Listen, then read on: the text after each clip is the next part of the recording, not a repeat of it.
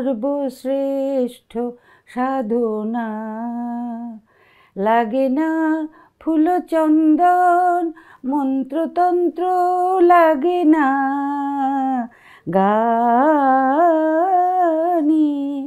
সর্বশ্রেষ্ঠ সাধনা।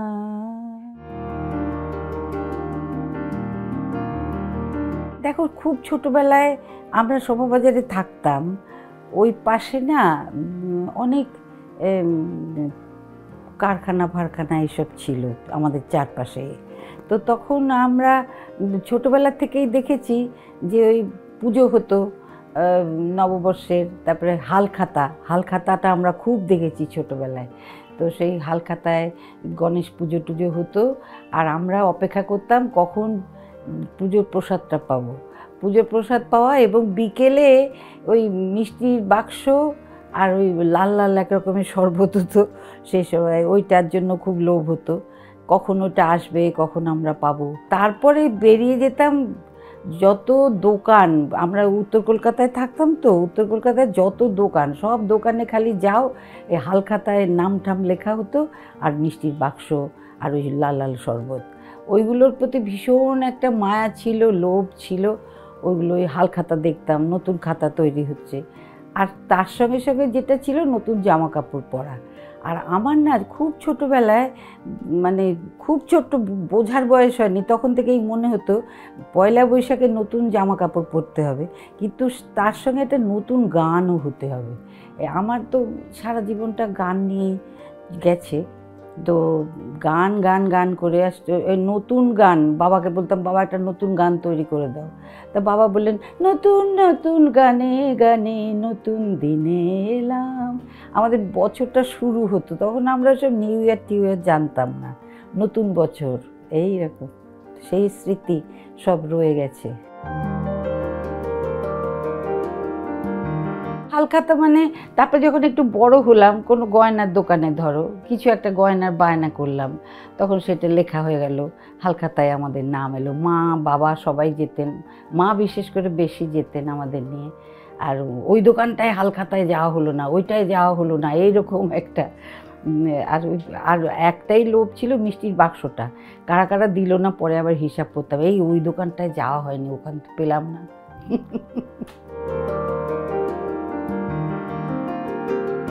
পয়লা বৈশাখের আগের দিন, চৈত্র সংক্রান্তি যেটা, সেটা আমি এখনও আমার বন্ধুদের বলি যে পয়লা বৈশাখে আমাদের একটা হীরেন কবিরাজ ছিলেন, বাবার খুব বন্ধু, হীরেন কাকা বলতাম। তো হীরেন কাকা বলতেন যে পয়লা বৈশাখের আগের দিন ওই ইয়ে করে মুসুর ডাল বেটে তাতে নিম পাতা দিয়ে ওই এক গোলা করে খালি পেটে খেয়ে নাও।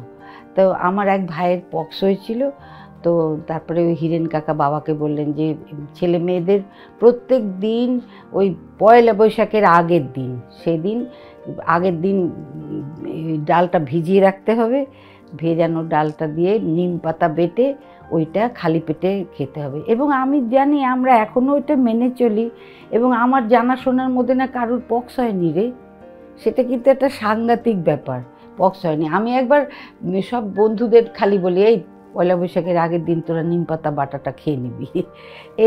ওই রীতিটা এখনও চালু রেখেছি। আমার যারা আশেপাশের বন্ধু বান্ধব ভাই বোন সবাইকে বলি, এই ভুলবি না ভুলবি না। ওইটার থেকেই আমাদের পয়লা বৈশাখ শুরু হতো ইনফ্যাক্ট। ভীষণ ওতপ্রোতভাবে জড়িয়ে আছে আমার জীবনটা, তো গান গান গান। অনেকে আমাকে জিজ্ঞেস করে বিয়ে শাদী করলেন না, সংসার তো আমার গানের সঙ্গে। এই যে আমার এই ঘর, আমার পুজোর ঘর, আমার গানের ঘর, আমি ওই সব নিয়েই থাকি। আর আমি যেহেতু সংসারই নই সেই অর্থে, কিন্তু আমার এই ছোট্ট বাড়িটা একটু গানে গানে ভরা, আর গান নিয়ে আমি থাকি। ভাই বোনেরা আসা যাওয়া করে, আত্মীয় স্বজনরা আসা যাওয়া করে, কিন্তু আমি আমার গান আর কিছু চাই না। প্রেম করনি কেন, গানের সঙ্গেই প্রেম। আমি তো সবাইকে বলি, প্রেম করলে ছাড়াছাড়ি হয়, কত কিছু হয়, কিন্তু গান আমাকে ছাড়েনি। আমিও গানকে ছাড়িনি, ও আমাকে ছাড়েনি। পয়লা বৈশাখের দিন না বসুশ্রীতে বিরাট অনুষ্ঠান হতো। সেখানে উত্তম কুমার থেকে শুরু, ভানু বন্দ্যোপাধ্যায়, শ্যামল মিত্র, সন্ধ্যা মুখোপাধ্যায়, কে না আসতেন ওই প্রোগ্রামে। তো আমার ছোটোবেলা থেকে না ভীষণ একটা লোভ ছিল, এই বসুশ্রী থেকে কবে আমাকে ডাকবে। তখন এই ভাবতে ভাবতেই এক ভদ্রলোক এসে আমাকে বললেন যে, তোমাকে এবার মন্টু বসু ডেকেছেন, তোমার গান ওনার ভালো লেগেছে, তুমি এবার পয়লা বৈশাখে গাইবে। সে আনন্দ আর ধরে না যেন, যে আমি পয়লা বৈশাখে বসুশ্রীতে গান গাইবো, বাপরে বাপ। তখন আবার সেই ভদ্রলোক আমাকে বললেন যে, মন্টুদা বলেছেন তোমাকে 25 টাকা দেওয়া হবে। তা আমি তো সেই মানে আত্মহারা একবারে, যে ওরে বাবা গান গেয়ে ওইখানে যে গাইতে যাব নতুন জামা কাপড় পরে, সেটাই একটা বিরাট পাওয়া। আর তারপরে আবার মন্টু বসু আমার গান শুনলেন দাঁড়িয়ে, তারপরে আমাকে 125 টাকা দিয়েছিলেন। আমি ওইগুলো জীবনেও ভুলবো না রে। এখনও 25-এ ওই পয়লা বৈশাখে অনুষ্ঠান হয়, কিন্তু সেই আগের মতন জিনিসটা আর নেই। তবে অনেকে আসে যায়, এবছরেও হয়তো যাব, কিন্তু সেইটা নেই।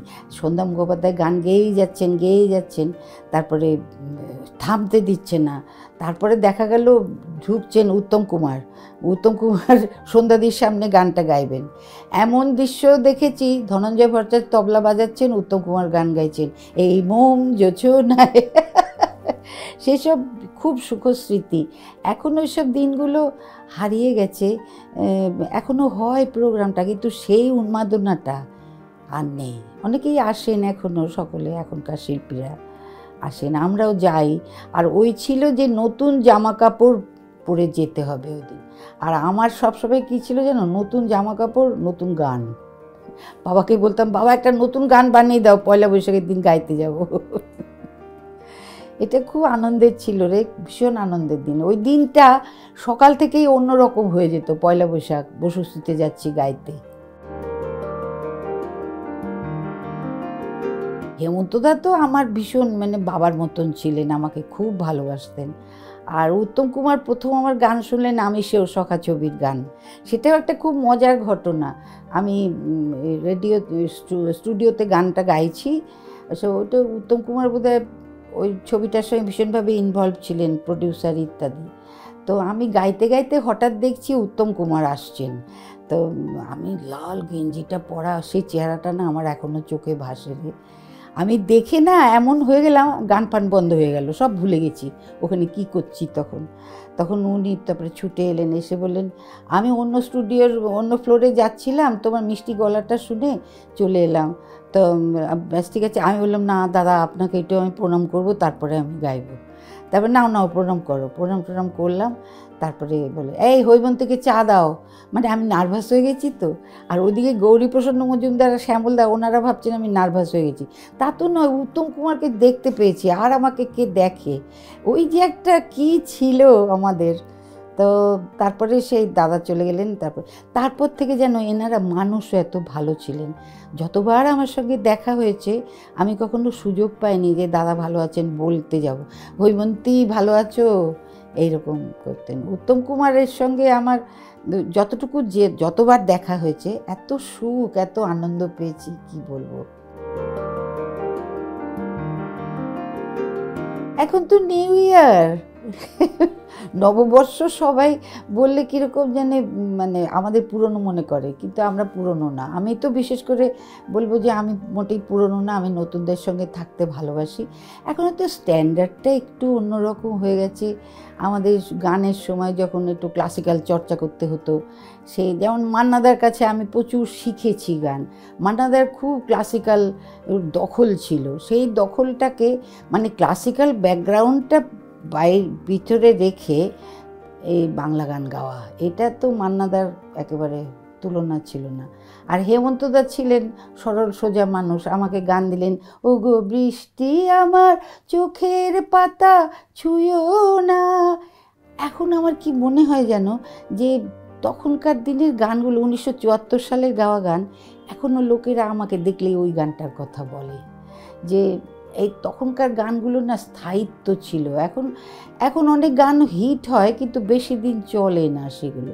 এটা আমি কি রহস্য জানি না, তবে আমাকে দেখলেই এখনও ওগো বৃষ্টি আমার চোখের পাতা ছুঁয়ো না, আমার বলার কিছু ছিল না বলে এখনও সারেঙ্গিটা বাজছে।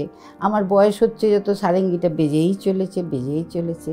তা অভিজিৎ বন্দ্যোপাধ্যায়ের সুর ছিল ওটা। তো নানান রকম গান আমি গেয়েছি, হিন্দি গানও গেয়েছি, সেই গানগুলো কিন্তু রয়ে গেছে। আজকালকার গানগুলো যেন বেশি দিন স্থায়িত্ব নেই, এটার রহস্যটা কি আমি বলতে পারবো না। ওয়াকিবহাল হয়তো বা, কিন্তু আমাদের সঙ্গে ওদের খুব একটা মেলে না। ওরা নিউ ইয়ার হইচই আনন্দ লাফালাফি ঝাপাঝাপি, কিন্তু আমাদের ছিল পুজো টুজো করো, গান গাও বসে, নববর্ষের দিন ঠাকুর ঈশ্বরের আরাধনা করো। এই জিনিসগুলোর প্রতি আমার বাবাও ওরকম করতেন, আমাদের শিখিয়েছিলেন।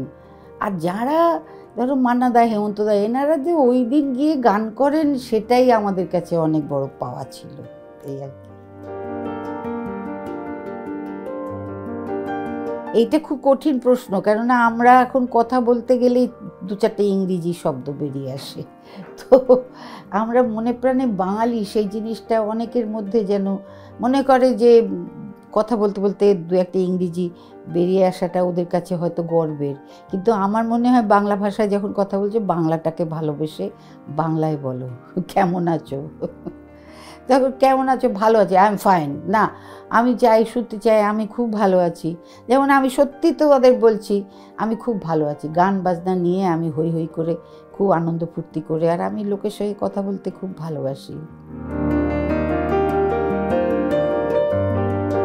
বসুশ্রীতে গান গাওয়াটা আমার একটা ছোট্টবেলার ছবি আছে। সে মানে তখন ভালো করে হারমোনিয়ামটাও হাতটা আসে না, কিন্তু তখনই আমি গান করেছিলাম সুধীরলাল চক্রবর্তীর সুরে একটা গান। আমি তো খুব বাচ্চাবেলার থেকে গাইছি, তো অনেকে আমাকে জিজ্ঞেস করে এই প্রজন্ম কেমন মতো ভালো, নতুন সব কিছুই ভালো। নতুন পয়লা বৈশাখের দিন সব নতুন, আমরা স্বাগত জানাই নতুন বছরকে, কিন্তু কোথায় একটু অমিল হয়ে গেছে, আগের মতো নেই। আগের মতন কি আর সব থাকে? তা হয় না। ভালোটাকে ভালোভাবে গ্রহণ করতে হবে। যেমন আমি একটা কথা সবসময় বলি যে আমার বাবা বলতেন কি, তোমরা কি উত্তম কুমার করো, প্রমথেশ বড়ুয়াকে দেখেছো? প্রমথেশ বড়ুয়াকে দেখেছি, তখন বাবার সঙ্গে আমার তর্কাতর্কি লেগে যেত। আমি তো কি ছোট্টখাট্ট একটা মানুষ, মুখটা উঁচু করে কথা বলছেন, আর উত্তম কুমারকে দেখো তো যেন আমাদের ঘরের মানুষ কীভাবে। তো সেটা অনেক পাল্টে গিয়ে অনেক পলিশড হয়ে গেছে, এটা তো বলতেই হবে। তো যেমন পঙ্কজ মল্লিকের তোমরা আমার অপরাধ নিও না, পঙ্কজ মল্লিকের গলায় তোমরা শুনছো, দিনের শেষে শুনেছো, কিন্তু ওই গানটা যখন হেমন্তদা গাইলেন কত ফাইন, কত আরও অন্যরকম। যে নতুন কিছু সবসময় আরও ভালো হবে, এইটুকুই আমরা আশা করি। তবে এখনকার নতুনদের একটু বোধহয় ভাবতে হবে যে বাঙালি আমরা, বাংলার নববর্ষ, আনন্দ ফুর্তি করো। পয়লা জানুয়ারি থেকে পয়লা বৈশাখটা আমাদের কাছে বেশি, অনেক বেশি দামি পয়লা বৈশাখ। নববর্ষের সঙ্গে রবীন্দ্রসঙ্গীতের কথা কি বলবো বলো তো? সমস্ত বাঙালিদের সমস্ত উৎসবে, আনন্দে, দুঃখে রবীন্দ্রসঙ্গীত রয়েছে। তো ওই নব আনন্দে জাগো, কী সব গান, বাপরে বাপ, ওসব মানে আলোচনা করার আমার কোনো অধিকার আছে বলে আমি মনে করি না। অপূর্ব। নব আনন্দে জাগো আজি নব রবি কিরণে শুভ্র সুন্দর। রবীন্দ্রনাথ কোনটা ছেড়ে গেছেন গো? কোন আসরটা, কোন উৎসবটা বলবে যেখানে রবীন্দ্রনাথ ঠাকুর নেই? আমাদের মন খারাপ হলে, আমাদের আনন্দ হলে, সব কিছুতে রবীন্দ্রসঙ্গীত। আপনাদের সকলকে শুভ নববর্ষে অনেক শুভ কামনা জানাচ্ছি, অনেক ভালোবাসা জানাচ্ছি। আমাদের নতুন নতুন বছর শুভ শুভ শুভ হোক, এটুকুই বলবো।